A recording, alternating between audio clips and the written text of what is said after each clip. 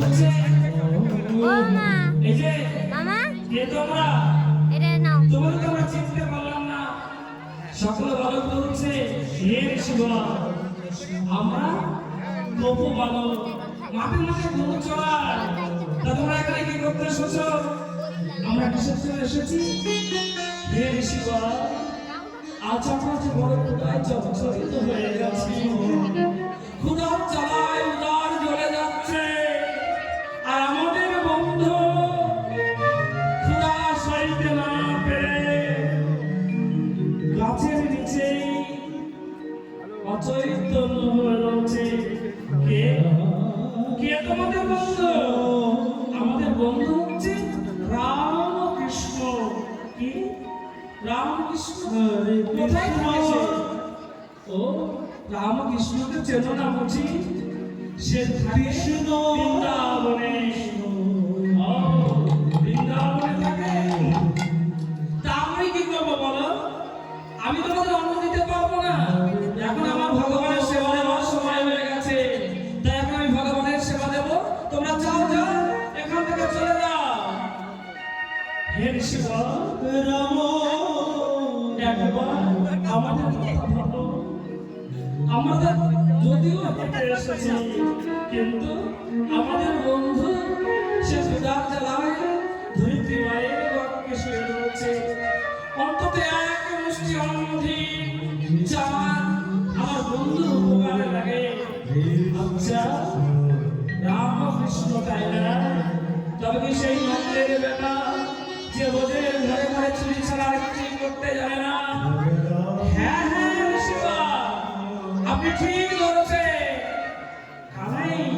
আমাদের রামকৃষ্ণ যাও তুমি এখান থেকে বের হয়ে যাও আমি ওই চোখ থেকে দেব না যাও বলছি যাও সকল সকালে সেই চরণ জড়িয়ে ধরে হে শিব এমন ভাবে আপনি আমার তাড়িয়ে দেবেন না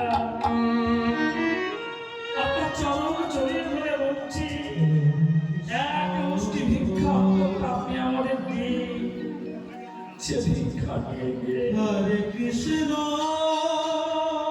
কৃষ্ণ চন্দ্র দাদা বলরামকে আমরা খেতে দেব আমরা কিন্তু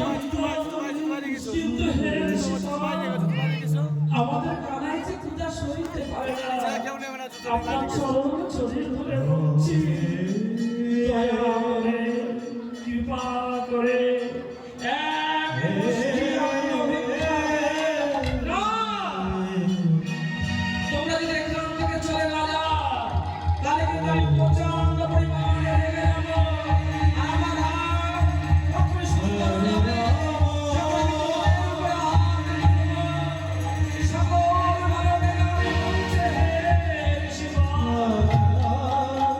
আপনি আমার আঘাত করুন মারতে মারতে অচৈতন্য করে দিন তবু এক মুষ্টি অন্তত ভিক্ষা দিন এক মুষ্টি অন্ত ভিক্ষা দিন ঠিক না ঋষিগণ না আমি দিতে পারবো না এই বলে এক পা দু পা করে যখন ঋষিগণ আমার আশ্রমের মধ্যে চলেছে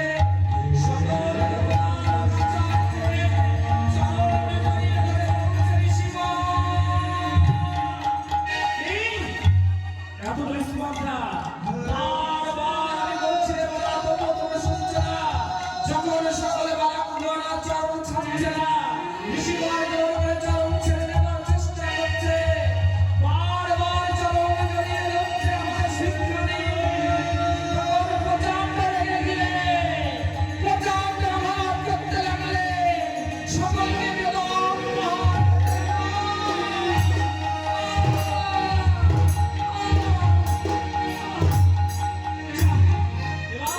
এবার অনেক কিছু খাইয়ে দিয়েছি তোরে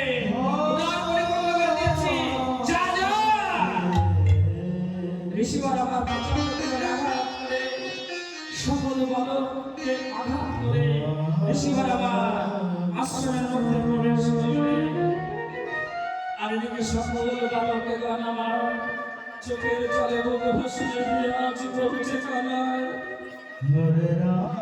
তুই তো আমাদের এমন ভাবে ভিক্ষা চাইতে বলেছিস তাই না কানাই ও কানাই আজ আমরা কত কাকুতি মিনতি করে বললাম, কতবার এসে চরণ জড়িয়ে ধরে বললাম, এক মুষ্টি অন্ন ভিক্ষা দেবার জন্যে। কিন্তু আমরা ব্যর্থ হয়ে গেছি, আমরা ব্যর্থ হয়ে গেছি। তাই বন্ধু বলছে, চল আমরা সবাই মিলে কানাইয়ের কাছে গিয়ে বলি, ওরে কানাই সে আমাদের ভিক্ষা দেবে। এমন সময় সকলে বালকে যখন যাওয়ার ইচ্ছা প্রকাশ করে চলেছে, তখন আশ্রম থেকে একজন ঋষি পত্নী বেরিয়ে এলো। আসে ঋষি পত্নী সকল বালককে দেখে আজ বলছে, হে বালকরা, তোমরা তো এখানে কখনো আমরা দেখিনি, তোমরা কি করতে এসেছো? হে ঋষিগণ, আমরা কেন এসেছি জানিস? আজ আমাদের রামকৃষ্ণ ভক্ত হয়েছে, তাই একটু অন্ন ভিক্ষা চাইতে এসেছিলাম। কিন্তু এই আশ্রম থেকে একজন ঋষি এসে ওই চেলাকাঠটা দিয়ে, এই দেখুন আমার আমাদের পৃষ্ঠ দেশে আঘাতে আঘাতে জর্জরিত করে দিচ্ছে। সকল পৃষ্ঠ দেশ দিয়ে কেমন অধিবাই হচ্ছে। হে বালক, আজ আমি তোমাদের অন্ন ভিক্ষা দেব। আমার স্বামী এখন রবীন্দ্র সেবা দিচ্ছে, সেদিন আমি তোমাদের অন্ন ভিক্ষা দেব। তবে শোনো বালকরা, আমি না আসা পর্যন্ত যেন তোমরা কেউ স্থান ছেড়ে চলে যাবে না। কেন জানো? রামকৃষ্ণ, রাম বলরাম আর কৃষ্ণচন্দ্র আজ আমার স্বামী তাকে চিনতে পারেনি। তার উপরে নয়, তোমাদের উপরে যে আঘাত করে পাপ হচ্ছে, সেই পাপের প্রায়শ্চিত্ত করবার জন্য আজ আমি তোমাদের অন্ন ভিক্ষা দেব। তারাও তোমরা, আমি অন্ন নিয়ে আসছি। তাই সেই ঋষি পত্নী আমার রঙ্গশালায় প্রবেশ করে অন্নের থালা মাথায় করে নিয়ে যখন এলে, আর ঋষি আরে আরে চেয়ে দেখছে যে বালকগুলো এখনো যায়নি, অথচ আমার অর্ধেক থেকে অন্ন নিয়ে বাইরে যাচ্ছে। তাই মোচা করে গিয়ে আত্মপৎকার করে বলে,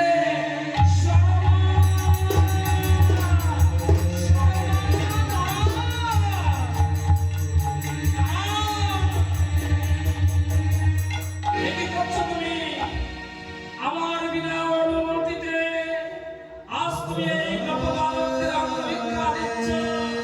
আমি না নিষেধ করেছিলাম? আরে তোদেরকে আমি বারবার বলেছিলাম আমার আশ্রম থেকে চলে যাবার জন্য।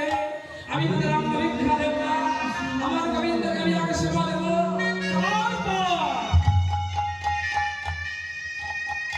যাও শোনা, তুমি আশ্রমের মধ্যে প্রবেশ করো। আইনের ব্যবস্থা আমি আজ করছি। স্বামী, তোমার চরণ জড়িয়ে ধরে বলছি, আজ এমন ভুল তুমি আর করো না স্বামী।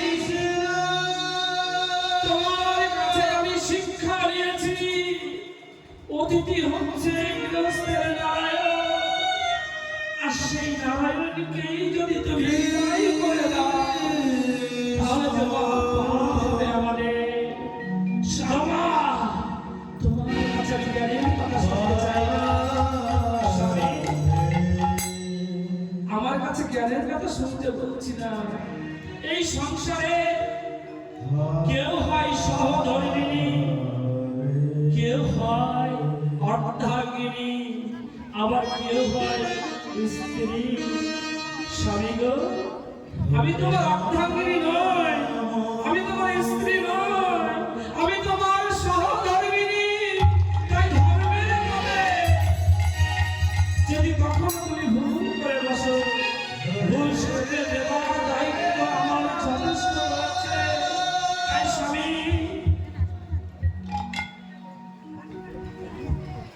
একদিন ত্রিজগতের নাথ গোবিন্দ আমার নারদ মণিকে সঙ্গে করে নিয়ে ভক্তকে পরীক্ষা করবার জন্য এই ধারে এসেছিল ছদ্মবেশে। আর এসেছিল কোথায়? একজন জমিদার বাড়িতে গিয়েছিল। নারদ বলেছিল, হে গোবিন্দ, এই জমিদার বাড়িতে গেলে অনেক কিছু খাওয়া যাবে, আমার তো ক্ষুধা পেয়েছে। তাই সেই জমিদার বাড়িতে যে যখন জল চেয়েছিল, সেই জমিদার ভগবান কৃষ্ণচন্দ্র নারদকে চিনতে না পেরে বলেছিল, আমি তোমাদের জল দিতে পারবো না, তোমরা এখান থেকে দূর চলে যাও।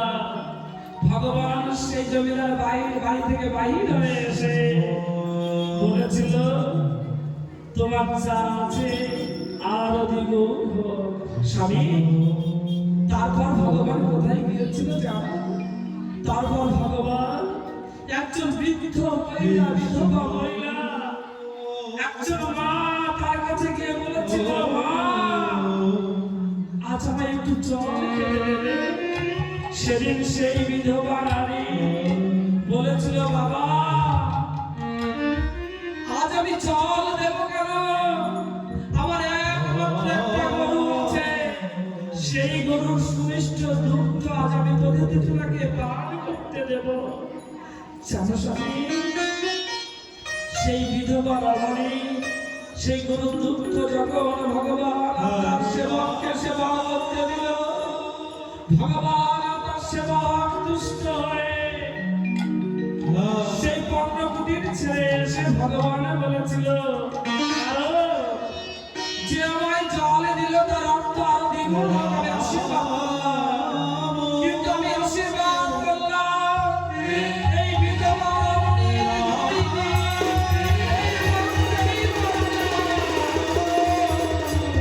স্বামী, নারদ বলেছিল, প্রভু যে তোমায় কিছু দিল না তাকে তুমি আশীর্বাদ করলে অর্থ দ্বিগুণ হোক, আর যে তোমায় দুঃখ খেতে দিল তাকে তুমি অভিশাপ দিলে তার গাভীটি মারা যায়। এ কেমন ভগবান তুমি?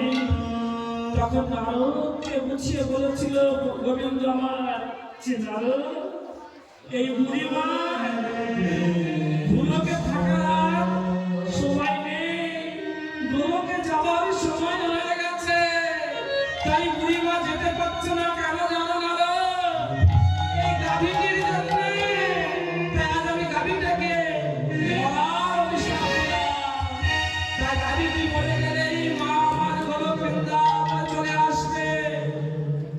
তারপর গিয়েছিল ধরাসতীর ঘরে, দ্রোণ ভিক্ষা করে শুকনো ভিক্ষার ঝুড়ি নিয়ে এসে ধরাকে বলেছিল, ধরা আজ আমি অতিথি সেবা দিতে পারবো না। সকল নগরাদি গ্রামে ভিক্ষা করেছি, কেউ আমায় ভিক্ষা দেয়নি। সেদিন ধরা বলেছিল, স্বামী অতিথি সেবা জানা দেব। তাই স্বামীর কাছ থেকে ভিক্ষার ঝুলি নিয়ে যখন ভিক্ষা করতে গিয়েছিল ধরা, নগরাদি গ্রামে ঘুরলে ভগবান গোবিন্দের কৃপায় যোগী শ্রেষ্ঠ ভোলানাথ গঙ্গা নদীর তীরে মুদির দোকান করে বসলে। ঘুরতে ঘুরতে ধরা সতী আমার ভোলানাথ রূপী সেই মুদির দোকানে গিয়ে বললে, যে মুদি, হে দোকানদার, আমাকে কিছু সরাই দাও, আজ আমি অতিথি সেবা দেব। সেদিন ভগবান পরীক্ষা করবার জন্য বলেছিল, হে ধরা, আমার দোকান থেকে সরাই নিতে গেলে তোমাকে অর্থ দিতে হবে। তখন বলেছে, আমার অর্থ নেই, তুমি আমায় বাকি দাও, কিছুদিনের মধ্যে অর্থ পরিশোধ করে দেব। তখন বলেছিল, শোনো মা, আমি বাকিতে করি না, যদি নিতে হয় আমার কাছ থেকে তোমার দেহের মূল্যবান অঙ্গটি আমায় দান করতে হবে, তারপর আমি তোমায় সরাই দেব। ধরা মা বলেছিল, কি দিতে হবে আমায়? শোনো মা, তোমার বাম দেশে আধার কেটে যদি তুমি আমায় দিতে, আমি তোমার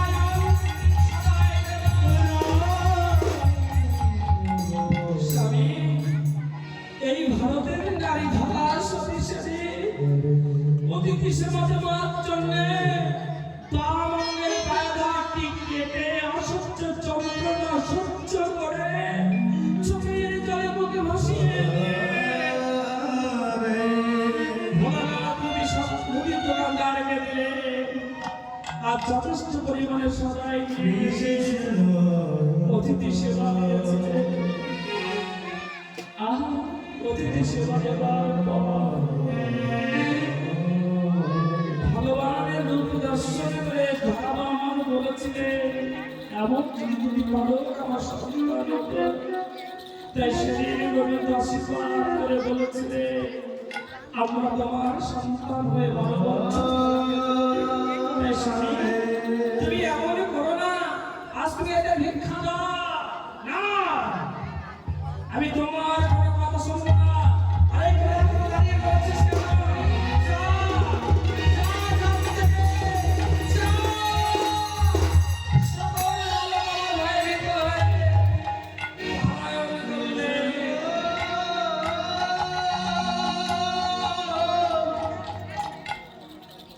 সকল গোপ বালক আমার যখন চলে গেলে তখন আমার ঋষিপত্নী বলছে, স্বামী অতিথি বিমুখ বললে, বড় অপরাধ করলে, অতিথি নয় আর তাদের সেটা তুমি দিলে না। যদি আজ আমার গোবিন্দ ভগবান ঈশ্বরের ইচ্ছা হয়, সে আজ আমার হাত থেকে অন্য সেবা নেবেই নেবে স্বামী। আমি আর এখানে থাকবো না। তাই আশ্রমের মধ্যে প্রবেশ করলেন আমার ঋষিপত্নী। আর এদিকে ঋষি বলার মধ্যে বা এবার আমি গোবিন্দ পূজায় রাখাবো। তাই ঋষি আমার আগ্নের মধ্যে আশ্রমের মধ্যে প্রবেশ করে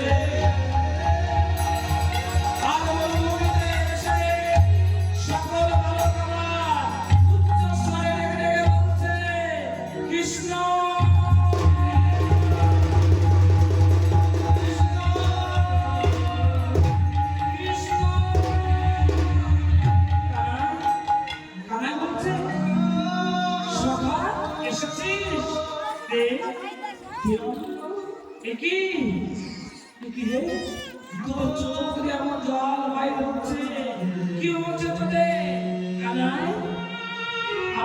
ভিক্ষা করতে গিয়েছিলাম, কিন্তু জানিস কানাই, কেউ আমাদের ভিক্ষা দেয়নি, সকলে আমাদের দূর দূর করে তাড়িয়ে দিয়েছে। আর একজন ঋষি আমাদের প্রচন্ড ভাবে চেলাকারকে আঘাত করে পৃষ্ঠদেশ মত বিখ্যাত করে দিয়েছে। কৃষ্ণ শাখারা সবাইকে বুকের মাঝে জড়িয়ে ধরে বলছে, শ্রীরাম শ্রীরাম রাম আজ তো বড় আঘাত পেয়েছিস ভাই, তবে আমি তোকে অন্ন খাওয়াবো। এই জগতে আমি যদি মনে করি ভূত অন্ন এখানে এনে দেবে ভাই, ভূত অন্ন এখানে এনে দেবে কৃষ্ণ। তাই ভগবান কৃষ্ণচন্দ্র সকল শাখাতে যেন সুন্দর করে বসিয়ে দিলে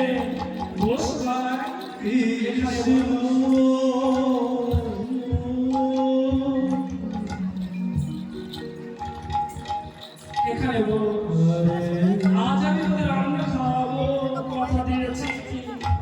এই জগতের সংসারে আমি সব সইতে পারলে আমার ভক্ত অভক্ত থাকবে, আমি তাই কখনো দিতে পারি না। জানি যারা জন্ম দেয়নি তাতে কোনো দুঃখ নেই রে, একদিন না একদিন ঠিক দেবে। তাই ভগবান কৃষ্ণচন্দ্র আমার সেই বৃক্ষের নিচেই কৃপামূর্তিতে দাঁড়িয়ে আজ সুমধুর বংশীর ধ্বনি করছে মহাভারতে।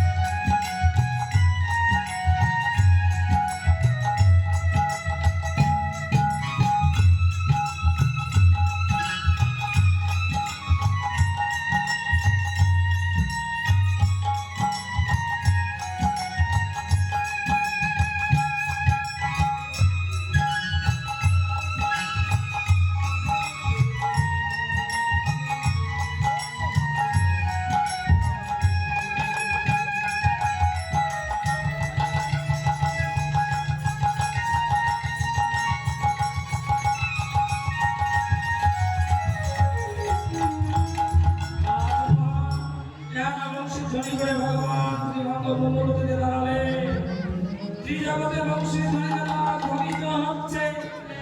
আর সেই বংশীর ধ্বনি, এই বংশীর ধ্বনি পৌঁছে গেছে আর সেই ঋষিপত্নী সরমার কান্নামূলে। তাই মা, যখন সরমা অন্যের থালাটি মাথায় করে নিয়ে বনভূমির উদ্দেশ্যে ছুটে চলেছে, সেদিন একটা অঘটন হয়ে গিয়েছিল। ওই ঋষিগণ প্রচন্ড রেগে গিয়ে সরমাকে এমন আঘাত করেছিল যে আঘাত সইতে না পেরে সরমা দেহ ত্যাগ করেছিল। তাই আত্মা, সরমার আত্মা অন্যের থালা যখন শূন্যে ভাসিয়ে নিয়ে চলেছে, তখন জগতে সকলে দেখছে যে একটা অন্যের থালা বাতাসে ভেসে যাচ্ছে, অথচ কারো মাথায় না কারো হাতে নেই। এমন ভাবে বাতাসে ভাসতে ভাসতে অন্যের থালা যাচ্ছে। জানি না আজ এর মহাদেব অনুষ্ঠানে এখানে বৃন্দাবনে যখন নাম চলছে, আর এই নামে যারা যারা দল দান করেছে, তার মধ্যে আমাদের এই রাইকিশোরী দলে যে অর্থ বহন করছে তিনি হলেন রাজা চক্রবর্তী। সেই রাজা চক্রবর্তী দাদু জয়দেব চক্রবর্তীর বিদায়ী আত্মার শান্তি কামনার্থে এই দলের দায়িত্ব বহন করেছে কৃষ্ণ ভক্ত রাজা চক্রবর্তী। তাই একবার সকলে মিলে সেই দাদুর বিদায়ী আত্মার সিন্ধুত্তরী সঙ্গে জড়ি করবে।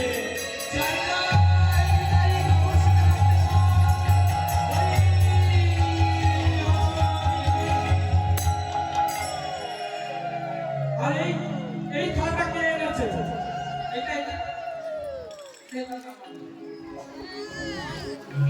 এই অন্ন ভিক্ষা পালা হয়তো আমরা সময়ের অপেক্ষায় সম্পূর্ণ ভাবে করতে পারলাম না। সকলের কাছে ক্ষমা চেয়ে নিচ্ছি, ক্ষমা করে দেবে। যদি আবার কখনো সুযোগ পায়, যদি আপনাদের কৃপা বর্ষণ হয়, তাহলে সেদিন আমরা দিনের দিনে আর আসবো না, একদিন আগে থেকেই চলে আসবো। কথা দিয়ে যাচ্ছে এই বৃন্দাবন ধামে দাঁড়িয়ে। তাই আমাদের মূর্তি যদি হয়ে যায় ক্ষমা করে দেবে। গোবিন্দের ইচ্ছাই সবই হয়ে যায়। আমরা হয়তো চলে আসতে পারতাম, কিন্তু যান্ত্রিক যদি গোলযোগ হয়ে যায় সেখানে বাধা সৃষ্টি হচ্ছিল, তাই আমরা আসতে পারলাম না। সকলের কাছে ক্ষমা চেয়ে নিচ্ছি। সেই বিদায়ী আত্মা হরে রাম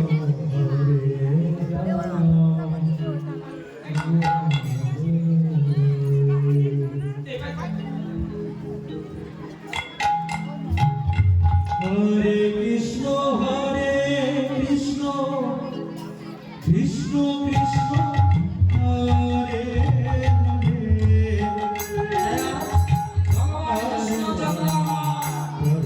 সকল সকালে মধ্যভূমি হয়ে বসে রইলে, সকল সকালে মধ্যভূমি হয়ে বসে রইলে।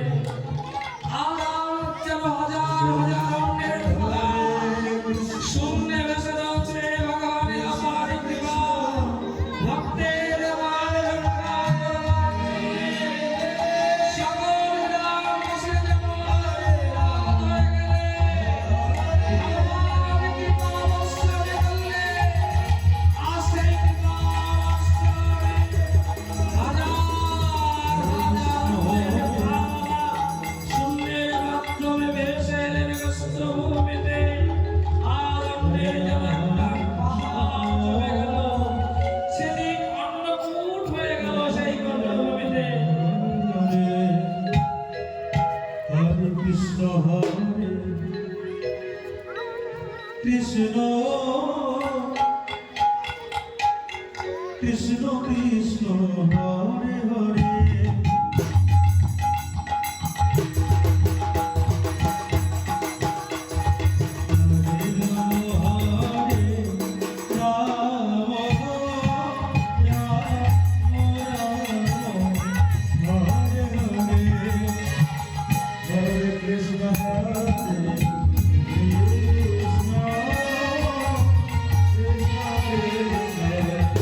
Hare